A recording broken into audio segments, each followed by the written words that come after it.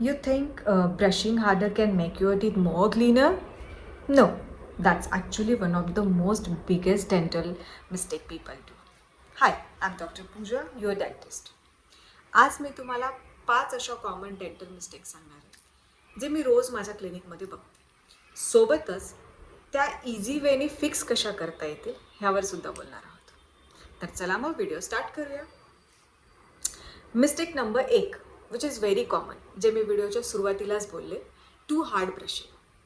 दात जोरात घासले किंवा प्रेशरने घासले किंवा बराच वेळ घासले तर दात स्वच्छ निघतात. नाही, हे चुकीचं आहे असं वाटतं, पण त्या उलट आपण दात जोरात घासले तर दातांच्या वरती जो व्हाईट कलरचा इनामलचा लेअर असतो, आउटर मोस्ट लेअर, तो हळूहळू झिजला जातो. त्यामुळे दात जास्त पिवळसर दिसायला लागतात कालांतराने. सोबतच जेव्हा आपण काहीतरी गोड खातो किंवा थंड काहीतरी पितो तेव्हा दातांना जी झिमझिण्या बनतो किंवा सेन्सिटिव्हिटी होते ती ह्यामुळे होते, कारण दाताचा जो प्रोटेक्टिव्ह आउटर मोस्ट लेअर आहे तो हळूहळू झिजला जातो. सोबतच हार्ड ब्रशिंगमुळे तुमच्या ज्या हिरड्या आहेत त्यासुद्धा दातांच्या मुळापेक्षा खाली सरकायला लागतात. त्याला आपण गम रिसेशन असं म्हणतो. त्यामुळे सगळ्यात महत्त्वाचं, ब्रशिंग हार्ड ठेवायची नाही. मग हे फिक्स कसं करता येईल? मार्केटमध्ये बरेचसे असे सुपर सॉफ्ट ब्रिस्टल्स असणारे ब्रश असतात. त्यावर लिहिलेलं असतं जेंटल सॉफ्ट टूथब्रश किंवा सुपर सॉफ्ट टूथब्रश, असे टूथब्रश यूज करायचे. याहूनही अधिक तुम्ही असं करू शकता की तुमचा जो ब्रश आहे तो ब्रश करण्यापूर्वी काही अर्ध्या मिनिटासाठी 30 सेकंदांसाठी तुम्ही तो ब्रश पाण्यामध्ये भिजत घालू शकता आणि त्यानंतर ब्रश करू शकता. म्हणजे त्याचे जे ब्रिस्टल्स आहेत ते आणखी सॉफ्ट होतील आणि जास्त प्रेशर पडणार नाही. आणि जसं मी सांगितलं, अगदी साफसफाईला निघाल्यासारखं ब्रश करत बसायचं नाही, दातांना घासायचं नाही. अगदी सॉफ्ट जेंटल वेनी तुमचा ब्रश करायचा. ओके. त्यानंतर मिस्टेक नंबर 2, स्किपिंग फ्लॉसिंग. आता बघा, मी फ्लॉस करत नाही, पण मी ब्रश मात्र रोज करतो, तेही 2 टाईम. हा डायलॉग मी रोज ऐकते. पण एक गोष्ट लक्षात घ्या, जर तुमचा ब्रश तुमच्या दातांची 100% सफाई करत असता तर फ्लॉसिंगवर डेंटिस्टकडनं बोलल्याच गेलं नसतं. तुमच्या दातांच्या मध्ये, 2 दातांच्या मध्ये खूप मायनर असे छोटे छोटे गॅप्स असतात. त्याला आपण इंटरडेंटल स्पेस असं म्हणतो. तिथे तुमचा नॉर्मल टूथब्रश हा पोहोचू शकत नाही. त्यामुळे त्या 2 दातांच्या गॅपमध्ये बऱ्याच वेळा अन्नाचे कण फसलेले असतात. ते ब्रशिंगनी निघत नाही. त्यामुळे फ्लॉसिंग ही गरजेची आहे. ती स्किप करायची नाही. म्हणजे 2 दातांच्या मधले जे गॅप्स आहेत ते क्लीन होतात. त्यामुळे त्या ठिकाणी कॅव्हिटीज होत नाही, जर्म्सची पार्टी होणार नाही. Okay. So don't skip flossing.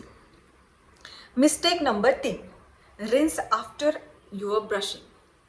म्हणजे राईट आफ्टर युअर ब्रशिंग म्हणू शकतो आपण.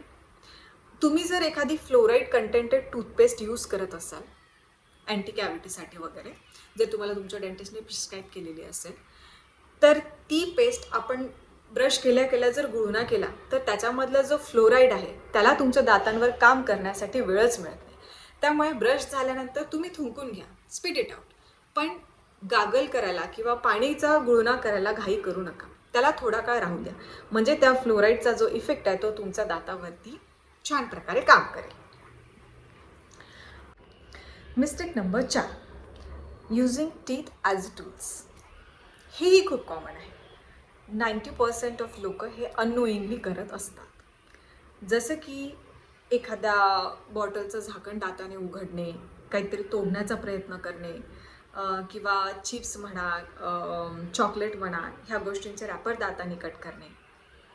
लक्षात घ्या, ते तुमचे दात आहेत, सुरी किंवा कात्री नाही. हे त्यांचं काम नाही. त्यामुळे हे अवॉइड करायचं.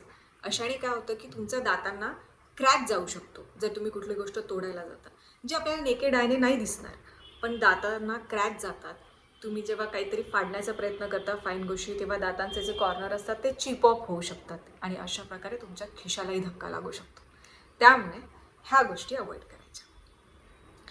Mistake number 5, last but not the least, wait for the pain to see the dentist. बघा, पेन नाही म्हणजे प्रॉब्लेम नाही, हा सगळ्यात मोठा गैरसमज आहे.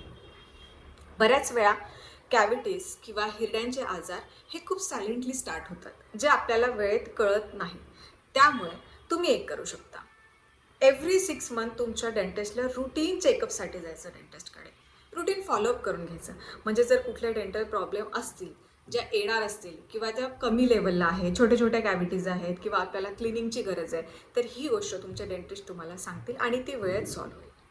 असं म्हणतात, dentistry is not expensive, neglect is. त्यामुळे कुठलीही गोष्ट निग्लेक्ट होऊ नये किंवा आपल्या डोळ्याखालनं जाऊ नये आणि आपल्याला जास्त पैशांचा धक्का बसू नये म्हणून आपण वेळेत डेंटल चेकअप घ्यायला पाहिजे.